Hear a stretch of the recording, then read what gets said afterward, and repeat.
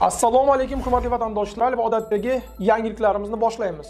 Boshlashdan oldin katta iltimos, meni ko'rayotgan bo'lsangiz, podpiskani bosinglar. Podpiska bizning kanalimizga rivojlanishiga juda ham yordam beradi. Iltimos, shuni bosib qo'ying. Diqqat tezkor xabar. AQSh Eron Isroil urushi o'zbekistonliklarni ham sarosimaga soldi.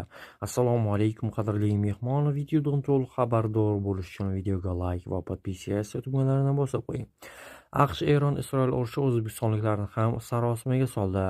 O'zbekiston TV Yaqin Sharqdagi keskin vaziyat yuzasidan bayonot berdi.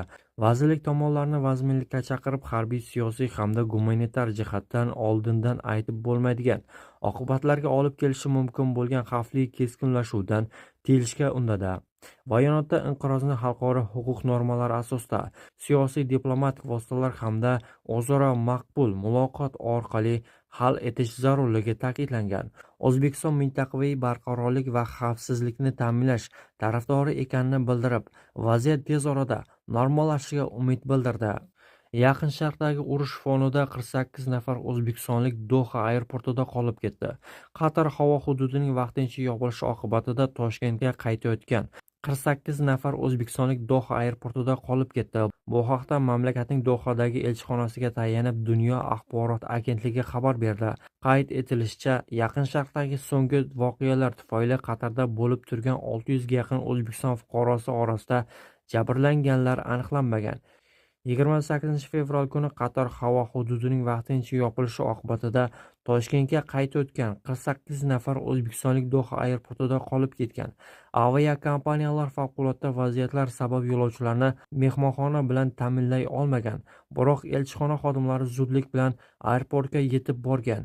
Muzokaralar natijasida O'zbekiston fuqarolari, jumladan ijtimoiy tarmoqlar orqali yordam so'raganlar vaqtinchalik mehmonxonalarga joylashtirilgan. Eron oliy rahbari Oyatulloh Ali Xamenei Isroil va AQSh hujumlari oqibatida halok bo'ldi. Bu ma'lumotni Eron davlat televideniyesi tasdiqladi. Buyuk Eron xalqi, Eron oliy rahbari Imom Xamenei halok bo'ldi, deyiladi xabarda. Xamenei halok bo'lganligi tasdiqini topgandan so'ng Eronda 40 kunlik motam e'lon qilindi. O'zbekiston Respublikasi Tashqi ishlar vazirligi Yaqin Sharqdagi vaziyatning keskin ravishda taranglashuvi va keng mintaqada yangi ziddiyatli holat yuzaga kelganidan jiddiy xavotir bildirdi. Bu haqda vazirlik matbuot bayonot berdi.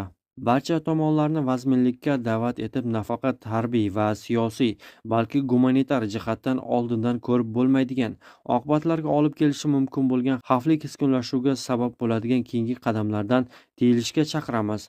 Vujudga kelgan inqirozni xalqaro huquq normalari asosida siyosiy diplomatik vositalar orqali va o'zaro maqbul muloqot yo'li bilan hal etish maqsadga muvofiq ekanini ta'kidlaymiz, deyiladi bayonotda.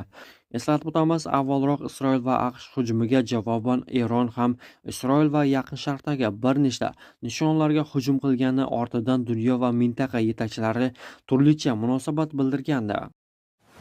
Rossiyadan chiqmasdan patentni necha marta yangilash mumkin? Ko'pgina migrantlar patentni faqat bir marta yangilash mumkin deb o'ylashadi. Ilgari shunday edi, ammo bu qoida o'zgargan. 2020-yil 5-maydan boshlab patentni Rossiyadan chiqmasdan cheksiz ko'p marta yangilash mumkin. Bu shuni anglatadiki, agar siz 2024-yilda patent olgan bo'lsangiz va uni 2025-yilda yangilagan bo'lsangiz, uni yana yangilashingiz mumkin. Mamlakatdan chiqib ketishingiz shart emas. Agar ish beruvchining uni faqat bir marta yangilashingiz mumkinligini aytsa, bu ma'lumot noto'g'ri. Patentni yangilash uchun nimalar talab qilinadi?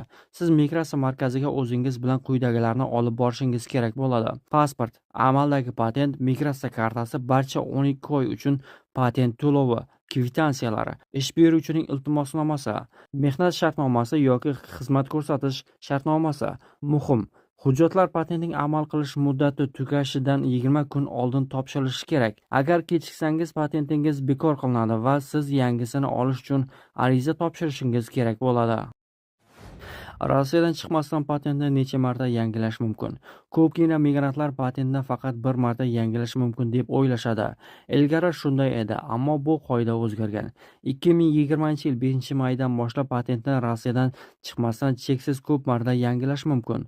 Bu shuni anglatadiki, agar siz 2024-yilda patent olgan bo'lsangiz va uni 2025-yilda yangilagan bo'lsangiz, uni yana yangilashingiz mumkin. Mamlakatdan chiqib ketishingiz shart emas. Agar ish beruvchining uni faqat bir marta yangilashingiz mumkinligini aytsa, bu ma'lumot noto'g'ri. Patentni yangilash uchun nimalar talab qilinadi? Siz migratsiya markaziga o'zingiz bilan quyidagilarni olib borishingiz kerak bo'ladi. Pasport, amaldagi patent, migratsiya kartasi, barcha 12 oy uchun patent to'lovi, kvitansiyalar, ish beruvchining iltimosnomasi, mehnat shartnomasi yoki xizmat ko'rsatish shartnomasi.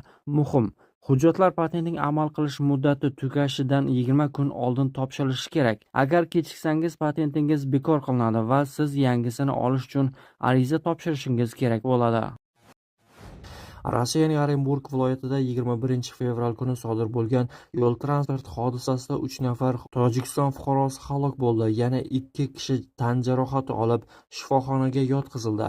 Bu haqda Asia Plus xabar berdi. Fojia soat taxminan 16:00 da R239 Qozon-Orenburg avtomagistralining 451-kilometrda Qozog'iston chegarasi yaqinida yuz bergan. Dastlabki ma'lumotlarga ko'ra, Toyota va Mazda rusumli avtomobillar to'qnashgan. Ma'lum bo'lishicha, Toyota avtomobilda Tojikistonning 5 nafar fuqarosi bo'lgan. Mazda haydovchisi esa mahalliy aholi vakili bo'lgan. Mazda haydovchisi voqea joyida halok bo'lgan. Toyota'dagi 3 nafar yo'lovchi og'ir tan jarohatlari tufayli tez yordam yetib kelguniga qadar vafot etgan. Yana 2 jabrlanuvchi 1999-yil va 2006-yillarda tug'ilgan yigitlar zudlik bilan shifoxonaga yotqizilgan. Ayni paytda hodisa sabablari aniqlanmoqda. Tergov harakatlari davom etmoqda. VPN ishlatish jinoyatmi? Bu mavzu atrofida ko'p shov-shuvlar bo'ldi. Sababi Rossiya ma'muriy huquqbuzarliklar kodeksining kiritilgan o'zgarishlardir. Yangi qoidalarga ko'ra, VPN orqali Rossiya hududida taqiqlangan materiallarni qasddan qidirish uchun javobgarlik belgilangan. Jarima miqdori 3000 rubldan 5000 rublgacha. Ushbu o'zgartirish 1-sentyabrdan kuchga kirdi. Ayni paytda Rossiyada 5,5 mingga yaqin taqiqlangan materiallar mavjud. Agar shaxs VPN yoqib shu materiallarni ataylab qidirsa, ma'muriy javobgarlikka tortilishi mumkin. Muhimi, VPN ishlatishning o'zi jinoyat emas, ammo VPN orqali taqiqlangan materiallarni qidirish mumkin emas. Shuning uchun agar huquqni muhofaza qiluvchi organ xodimlari sizga bosim o'tkazmoqchi bo'lsa, shoshilib aybni tan olib hujjatlarga imzo qo'ymang. Avvalo o'z huquqlaringizni bilib oling. Yana bir muhim jihat, VPN xizmatlarini reklama qilish taqiqlangan. Buning uchun 50 ming rubldan 80 ming rublgacha jarima belgilangan.